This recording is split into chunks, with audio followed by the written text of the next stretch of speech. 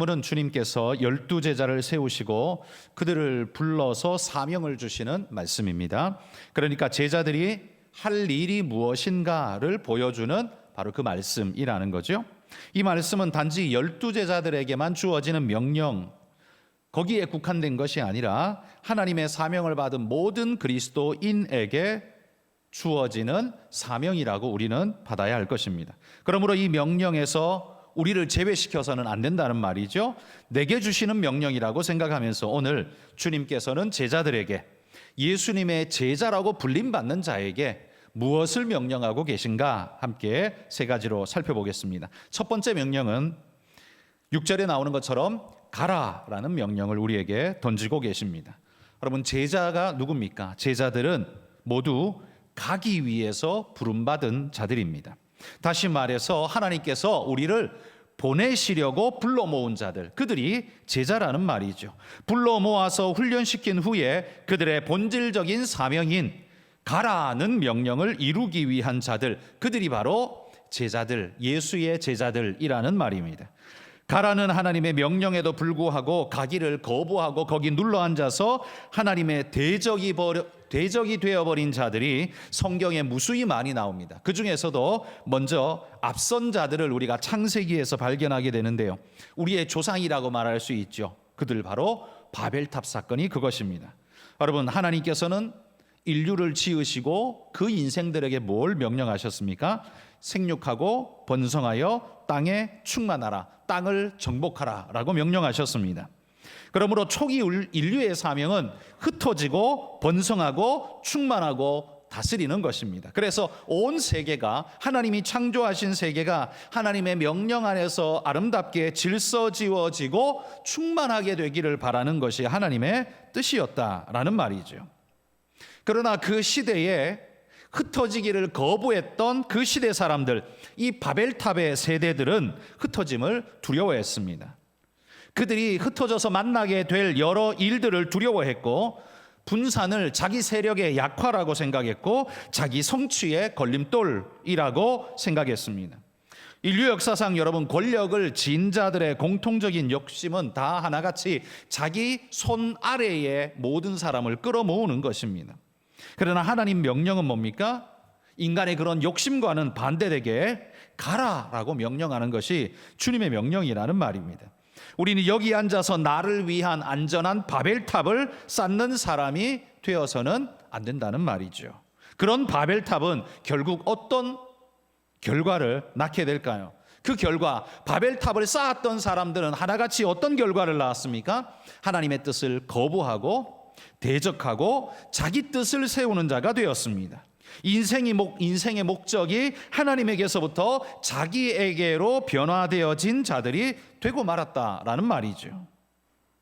아마 이렇게 말하면 사람들은 우리에게 이렇게 질문할 겁니다. 안전을 추구하는 마음이 그게 무슨 나쁜 마음입니까? 라고 질문할지 모릅니다.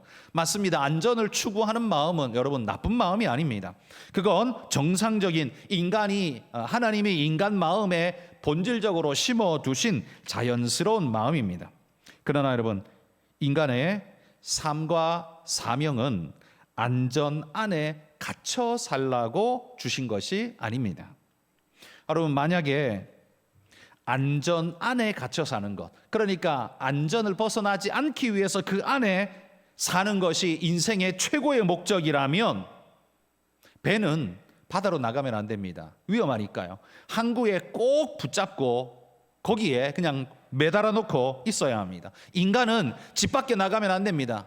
잠언서에 보면 그 게으른 자들은 밖에 그 사자가 있다, 호랑이가 있다 하면서 밖에 나가기를 두려워한다지 않습니까? 게을러서 그런 것이죠. 그러나 인간은요, 가장 안전하려면 집에 문 딱 닫아 걸고 집 안에만 있으면 아마 가장 안전할 겁니다. 그러나 그런 인간의 삶이 정말 안정적인 삶이다라고 말할 수 있습니까? 그런 삶이 배가 항구에만 내도록 묶여 있다고 해서 그 배가 안전하다 이렇게 말할 수 있습니까? 안전할지는 몰라도 배의 사명을 감당하지 못하고 의미 없는 존재가 될 수밖에 없죠. 인간도 집 안에만 있으면 안전할 겁니다. 그러나 집 안에 있으라고 인간이 존재하는 건 아니죠. 그게 행복하지는 않을 겁니다. 여러분, 안전은 사명을 짓밟지 못한다라는 사실입니다. 안전은 사명과 함께 일하지만 그러나 우선권은 늘 사명이 쥐고 있습니다. 여러분, 영화에도 보고 우리 삶에도 보지만 인간이 스스로 불안정성 속으로 자기를 내던질 때 그 고귀함이 오히려 더 아름답게 빛나는 일들 많이 보죠. 군인들이 나라를 지키기 위해 혹은 동료들을 지키기 위해 던져진 수류탄을 자기 몸으로 껴안고 폭사해서 죽는 일, 왜 그렇습니까? 그 불안정을 왜 자기가 짊어지는 겁니까? 모든 이들을 안전케 하기 위해서 스스로가 사명으로 그걸 끌어안은 것이지요. 비록 죽음이라는 걸 짊어졌지만 그의 죽음은 대단히 가치 있고 고귀한 인생을 살아간 것으로 우리는 인정하지 않습니까? 비록 그는 죽었지만 그러나 그의 인생의 가치는 굉장히 높아지는 모습을 우리는 발견하지요. 안전이 우리의 인간을 복되게 하고 최고의 가치로 만드는 게 아니라 오히려 사명이 우리를 복되게 만든다는 사실을 우리는 기억해야 합니다. 안전하다고 해서 우리가 행복한 게 아닙니다. 오히려 사명을 감당할 때 약간의 불안정성이 우리를 따라오지만 우리가 사명을 감당하고 이수하게 될 때 인간은 만족감을 가지고 행복 안에 살아갈 수 있게 된다는 겁니다. 집안에 갇혀만 있는 것이 가장 인간답고 행복한 일이라면, 만약에 그게 안전하기 때문에 가장 인간다운 일이라면 세상에서 제일 안전하고도 행복한 사람은 감옥의 독방에 갇혀 있는 사람일 겁니다. 누가 건드릴 수 있습니까? 때 되면 밥도 주죠. 아무도 건드리지 못하도록 가드가 밖에서 지키고 있죠. 그 사람은 독방에 갇혀 있는 한 절대로 안전할 겁니다. 그러나 그게 행복합니까? 절대로 행복하지 않죠. 안전하다고 해서 행복한 게 절대 아닙니다. 인간은 안전하려고 살아가는 존재는 아닌 거죠. 여러분, 우리가 사명을 잃으면 늘 자기의 바벨탑 안에 스스로를 자꾸만 가두게 됩니다. 그게 인간의 모습입니다. 나아가야 하는 사명을 잃어버린 자는 결국 반드시 자기를 위한 안전장치를, 그러니까 곧 바벨탑을 쌓는데 몰두하게 된다는 말입니다. 여러분, 돈을 열심히 버는 것도 어떤 의미에서는 바벨탑이 될 때가 있습니다. 돈 버는 게 무조건 바벨탑이라는 말이 아닙니다. 돈 버는 일이, 열심히 버는 일이 어떨 때는요 바벨탑이 될 수 있습니다. 권력과 힘을 얻으려는 것도 두려움에 떠밀려 자신의 안전장치인 바벨탑 안에 자기를 가두려는 그런 몸부림인지도 모릅니다. 그러나 여러분, 인간이 가장 인간답고 아름다운 삶을 살려고 한다면 바벨탑에 스스로 가두는 것이 아니라요, 바벨탑을 깨고 뛰쳐나가 세상으로 나아갈 때 진정한 자아실현이 이루어지고 인간의 가치가 발현되고 인간의 행복을 찾게 될 것입니다. 바벨탑 안에 있으면 안전할 겁니다. 누구도 못 건드릴 겁니다. 그러나 그는 결코 행복하지 못할 것입니다. 그리고 인간에게 주신 하나님의 사명을 바벨탑 안에서는 다 잃어버리게 될 거라는 말입니다.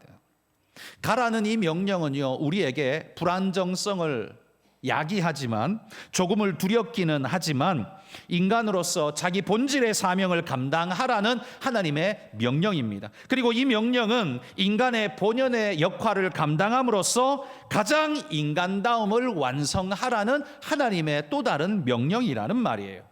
불안전하게 죽으라는 소리가 아니라 오히려 인간의 인간다움을 성취하며 살라는 하나님의 명령이라는 말입니다. 그러므로 여러분, 우리 스스로를 한번 돌아보십시오. 오늘 그리스도인들의 가장 큰 오류와 실수는 밖에 나갔다가 일 칠까 봐 두려워서 아무것도 안 하고 앉아 있는 것입니다. 곧 바벨탑 안에 스스로를 가두는 겁니다. 하나님 욕먹이면 안 된다고 세상에 나아가서는 아무것도 안 하고 날마다 교회 안에만 살아가면 그건 하나님이 기뻐하는 일이 아닙니다. 우리가 교회 안에서, 교회당 안에서 예배하기도 하고 찬양하기도 하고 봉사하기도 하고 많은 걸 하지만, 그러나 그 다음엔 반드시 뭐가 있어야 돼요? 나가야 하는 거예요. 가서 내 삶의 현장에서 그 똑같은 사명, 똑같은 역사를 세상에서도 이루어야 하는 겁니다. 그게 바로 하나님 우리에게 준 사명이라는 겁니다. 여러분, 우리는 전도하려고 애쓰다가 불미스러운 일을 내가 만들 수도 있습니다. 실수할 수도 있습니다. 열심히 살려고 하다가 실수하는 일이 벌어질 수도 있습니다. 그러나 여러분, 그건 우리가 약하기 때문에 발생할 수 있는 부작용일 뿐이지 우리가 아예 나가지 않아야 하는 이유가 되지는 절대 않는다는 겁니다. 우리가 아예 나가지 않는 것은 하나님의 뜻을 오히려 내 안에 가두어 두고 그 다음에 그걸 그냥 덮어버리는, 없애버리는, 나라는 바벨탑 안에 가둬버리는 오히려 더 큰 죄가 될 것입니다. 여러분, 주님은 생명을 주시려고 하늘에서 인간의 세계로 내려와서 십자가 지셨는데 우리는 그 주님을 덮어버리고 그 사명을 덮어버리고 그분의 명령을 가둬버리고 덮어버린다면 이거야말로 우리가 가장 사악한 마귀의 짓을 한 것이 아니겠습니까? 여러분, 우리는 주님이 나아가라라고 명령하시는데도 불구하고 왜 우리는 나가지 않습니까? 왜 나갑니까? 전도하라는 소리죠. 나가서 복음 전하라는 말이에요. 근데 왜 우리는 안전합니까? 이유가 뭡니까? 사실 그 이유에 깊숙이 들어가 보면 두려워서일 겁니다. 사람들의 눈총이 두렵고 사람들의 거절감이 두렵고 내가 혹시나 해코지를 당할까 봐 두렵습니다. 두렵기 때문에 무슨 일이 벌어질지 모르기 때문에 발걸음 떼기가 무서운 것입니다. 두려워서뿐만 아니라 자기 것에 집착하면 나갈 수가 없습니다. 왜? 붙잡고 있는 이걸 지켜야 되고 지켜야 하니까요. 지켜야 하는 이것이 눈에 밟히는 사람은 절대로 밖에 과감하게 나가서 하나님의 명령을 따라 나가서 새 것을 얻고 새 일을 추구하는 일 할 수가 없을 겁니다. 여러분, 우리 주님께서 하늘 보좌가 눈에 계속 밟혔다면 이 땅에 내려와서 십자가 질 수 있었겠습니까? 만약에 그러했다면 우리의 구원이 이루어질 수 있었겠습니까? 그 하늘 보좌가 아무리 고귀하지만 주님은 우리를 더 사랑하시고 귀히 여기셨기 때문에 당신의 안에 있는 안전장치, 그 하늘 보좌라는 걸 과감하게 버리고 불안정하고 위험한 이 땅에 오셔서 십자가를 지셨습니다. 가라는 이 명령을 제일 먼저 실행한 분은 다름 아닌 우리 주님이라는 사실을 기억하고, 여러분, 우리가 주님의 제자들이라면 가라는 이 명령에 따라서 세상으로 나아가고 사회 속에 나아가 복음을 전하는 믿음의 일꾼들이 되시기를 소망합니다. 두 번째 주님의 명령은요, 8절 끝에 보면 거저 주라 이렇게 명령하고 있습니다. 가라는 본질적인 명령 다음에는 부수적인 명령으로 거저 주라 이렇게 말합니다. 베푸는 자여야 한다라는 겁니다. 싸매지 말고 풀어내라라고 말하는 겁니다. 그럼 우리는 뭘 베풀어야 할까요? 제일 먼저 베풀어야 하는 건 다른 것이 아니라 생명을 전달해 줘야 합니다. 이게 바로 우리의 본질적 사명 아니겠습니까? 생명의 복음을 전달해 줘야 합니다. 거저 줘야 합니다. 그리고 그 생명을 전달하는 자라면 그 외에 다른 어떤 것, 여러분, 그건 그렇게 귀하게 여겨지지 않을 겁니다.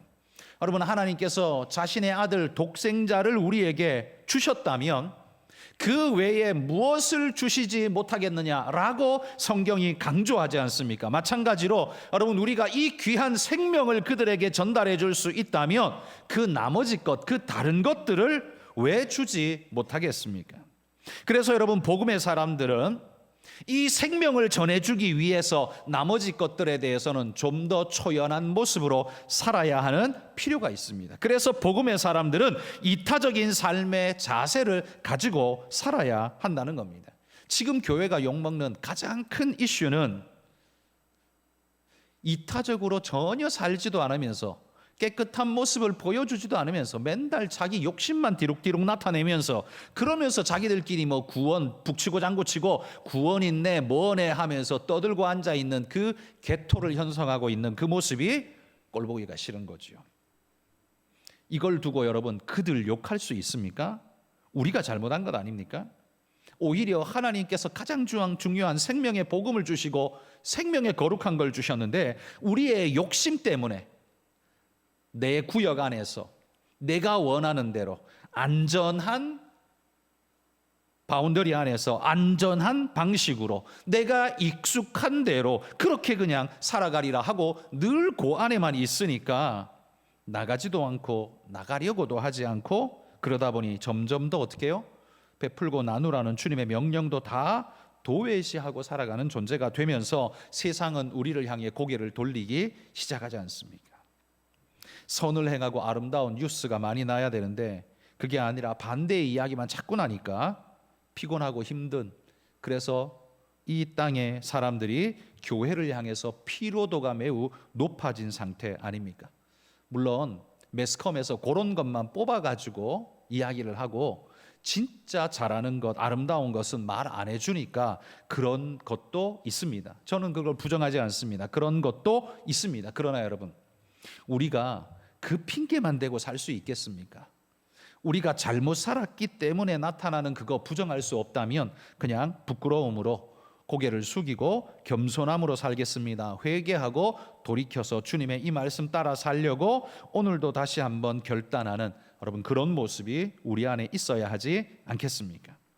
여러분 우리가 거저 주어야 하는 이유는 성경이 분명히 말합니다. 너희가 거저 받았기 때문이다 라고 말하잖아요. 거저 주라고 해서 여러분이 번 돈을 남들한테 다 줘라 그런 말을 하는 게 아닙니다. 이건 나를 위해 바벨탑을 쌓지 말고 나누고 베풀면서 복음의 기회를 만들며 살아가라는 주님의 명령입니다. 그래서 여러분 우리 성도님들은 한마디로 말해 선을 베풀고 나누는데 익숙한 자가 되어야 합니다. 베풀고 나누는데, 그리고 곳간에서 인심이 나니까 밥도 잘 사주시고 그들에게 격려와 위로도 잘 해주시고 사랑의 메시지들을 잘 나누어 주시면 이거 거저 주는 일 아닙니까? 그렇게 하시면 더 귀하고 아름다운 것이 우리에게로 돌아오게 될 줄 믿습니다. 여러분 그런 믿음으로 우리가 살아가기를 원합니다. 왜 이렇게 해야 합니까? 가라는 주님의 명령이 아름다운 열매를 맺도록 하기 위해서는 거저 주라는 이 명령에 우리가 순종해야 합니다. 이게 잘 되어야만 앞에 메인의 명령이 아름답게 꼽힐 수 있기 때문에 그런 것입니다. 여러분 우리가 손을 펴고 사랑을 베풀고 나눌 수 있는 그런 아름다운 우리가 될 수 있기를 소망합니다. 세 번째 명령은 12절에 말합니다. 평안하기를 빌라 이렇게 말합니다. 우리가 해야 하는 세 번째, 주님이 제자들을 보내시면서 하시는 세 번째 명령은 평안을 빌라, 축복을 빌라라고 말합니다. 우리가 믿지 않는 세상을 향해서 해야 할 말은 저주가 아닙니다. 평안을 비는 것입니다. 그들에게 생명이 있기를 축복을 구하는 것입니다. 여러분 그리스도인은 세상을 향해서 저주를 선포하는 자가 아닙니다. 가끔 보면요 복음 전도자들이 눈에 불을 켜고 세상을 다 깨부시겠다라는 그런 마음을 가지고 이게 파괴자인지 복음 전도자인지 알 수 없는 그런 모습으로 세상에 나가서 막 세상의 망치질을 햄머짓을 해대는 사람들을 봅니다. 그들은 자기가 굉장히 믿음 있고 대단한 사람인 것처럼 착각하지만 세상 사람들은 그를 보고서 하나님을 어떻게 느끼게 될까요? 벌벌 떨면서 하나님의 심판이 두려워요 할까요? 아닙니다. 오히려 미친 사람이라고 손가락질하면서 다 복음 싸잡아 버릴 것입니다. 마치 본인을 갈멜산 위에 엘리야인 것처럼 착각하면서 그렇게 하고 있는 모습을 대단히 많이 봅니다. 여러분 우리가 그것 때문에 수십 년 동안 우리는 전도의 기회를 너무 많이 잃어버렸고 자신은 강력한 전도자라고 사람들에게 좀 뻐겼는지 모르지만 세상은 마음을 닫았고 교회를 밀어내는 결과를 지금 우리는 30-40년 동안 겪고 있습니다. 복음을 전해도 듣지 않는 단순히 그들의 죄 때문만 결과일까요? 아닙니다. 우리가 그렇게 만든 상황이 너무나 많습니다. 그러니 여러분 그런 폭력적인 모습으로 전도하는 걸 믿음 좋은 거라고 착각하지 맙시다. 저는 거기에 절대로 동의하지 않습니다. 마치 자신이 갈멜산 위에 엘리야인 것처럼 불신 모든 세상의 사람들에게 눈에 도끼 눈을 뜨고 불을 쏟으면서 너희 것들은 다 죽었어 라고 말하면서 믿을 거야 안 믿을 거야 라는 식으로 덤벼드는 전도는 그건 믿으라는 소리가 아니죠. 그냥 죽으라는 소리죠. 그건 전도가 아니죠. 그냥 심판하고 있는 거죠. 심판은 하나님의 몫이지 우리의 몫이 아닙니다. 우리의 몫은 뭡니까? 가서 평안을 전하라는 겁니다. 평안을 빌라라고 말했지, 불신자든 아니든 당신을 받아주든 아니든 상관없이 만나면 제일 먼저 해야 되는 게 평안을 빌라는 거지, 눈에 불을 켜고 잡아 죽일 듯이 그렇게 하라고 말하지 않았다는 말이죠. 특히나 여러분, 옛날에는 옳은 말을 하면 듣기가 싫어도 사람들이 들어줬습니다. 왜? 옳으니까. 근데 요즘 사람들은 어떻습니까? 옳음의 기준이 자기이기 때문에 자기가 듣기 싫은 건 옳은 말이 아니라 잘못된 말이에요. 거부할 수밖에 없습니다. 그러니 여러분, 우리가 옳은 말을 하고도 아주 불편스러운 모습으로 그들에게 복음을 전하고 있다면 그 사람은 그걸 받을 리도 없고 저항할 것이며 오히려 공격할 것입니다. 공격하는 것이 두려워서 우리가 그렇게 해야 하는 게 아니라 그들이 복음마저도 짓밟아버리는, 내던지는 요소가 되도록 만들어버리는 건 처음부터 우리가 첫 단추를 잘못 깬 것 아닙니까? 오늘 말씀을 주목하십시오. 그 사람이 나를 받아들이든 안 받아들이든 상관없이 내 몫은 뭡니까? 평안을 비는 겁니다. 심판은 누구 몫이에요? 하나님께 맡기는 거예요. 발에 먼지를 떨어버리는 것, 그건 그 사람을 해코지하고 하는 거 아닙니다. 하나님께 맡긴다는 소리입니다. 하나님께서 알아서 할 거라고 그냥 가는 겁니다. 우리가 할 몫은 뭐예요? 평안을 빌어주는 것입니다. 이게 그리스도인의 사명, 제자들이 해야 할 몫이라는 말입니다. 그러니 여러분, 오늘 우리가 이 밤에 다시 한번 우리의 자세를 수정했으면 합니다. 전도한다는 걸 계급장 단 것처럼 뻐기지도 마십시오. 그 당연한 것 아닙니까? 전도해야 되는 건 우리 모두에게 주어진 사명이니까요. 물론 안 하는 사람보다 하는 사람이 월등히 뛰어나고 칭찬받아야 마땅합니다만, 그러나 그걸 계급장처럼 달고 큰소리 치는 것, 그건 처음부터 뭔가가 아주 잘못된 일이죠. 그리고 그렇게 전도한다는 걸 마치 벼슬처럼 여기면서 복음을 들어야 할 사람들을 마치 지옥의 땔감인 것처럼 표현하면서 짓밟아버리고 독소를 쏟아내는 식으로 전도하지 마십시오. 전도 안 됩니다. 그건 평안을 비는 게 아닙니다.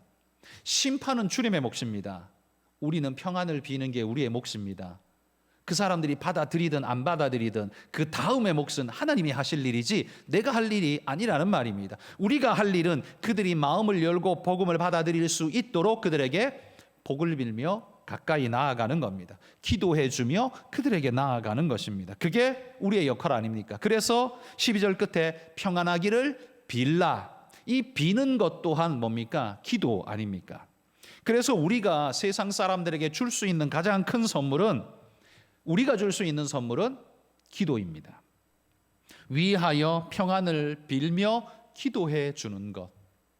여러분, 이거 불신자에게 할 수 있는 일이고 해야 하는 일입니다. 불신자이기 때문에 우리가 기도해 주면 안 돼? 아닙니다. 축복을 빌어주고 그의 앞날에 하나님의 복이 있기를 기도해 주는 것, 질병과 모든 문제가 떠나가기를 기도해 주는 것, 그건요 우리가 해야 할 마땅한 일이고 그게 바로 평안하기를 비는 예수님의 명령에 부합한 일이 될 것입니다. 그러면 그 다음은요 성령께서 역사하실 겁니다. 그 사람의 마음 문을 여는 것도, 그 사람이 자기 죄를 뉘우치고 돌아서게 하는 것도, 예수님을 영접하고 믿음을 받아들이는 것도 우리가 하는 게 아니라 성령께서 하시는 일입니다. 우리는 뭘 해요? 우리는 주님의 말씀 그대로 가서 거저주며 평안을 빌어주는 이 세 가지의 주님의 명령을 따라 전도자의 아름다운 모습만 이루면 그 나머지는 주님이 하신다. 주님의 것까지 내가 하려고 덤비니까 자신이 마치 심판자인 것처럼 세상에 무서운 마귀같이 큰소리치며 덤벼들며 난리를 치는 이런 모습, 저는 목사이지만 그런 모습 쳐다보면 마음이 너무 불편합니다. 저런 모습 보고 누가 예수 믿을까라는 생각에 마음이 너무 불편합니다. 자기는 굉장히 어깨 뽕이 이만큼 올라간 사람처럼 나는 이만큼 전도해, 너까지 것들은 전도 안 하지, 나는 전도해, 마치 이렇게 되게 뻐기는 것 같은 모습이 보입니다. 여러분, 그것에 대한 상급도 주님이 주시고 그 사람을 변화시키고 구원 얻는 것도 성령이 하실 일이고 내가 할 일은 주님의 말씀 따라서 이 세 가지의 명령을 따라 주님 뜻대로 나아가기만 하면 그 다음은 하나님이 하실 일이지 내가 그 뒤에 것까지 책임질 일은 아니라는 사실, 여러분 기억하고, 내게 주신 이 세 가지의 명령, 이건 12제자에게만 주신 게 아니라 우리 모두에게 주신 명령이라는 사실을 기억하고, 여러분 이 명령 따라 행하실 수 있는 우리 성도님들이 다 되시기를 주의 이름으로 축복합니다.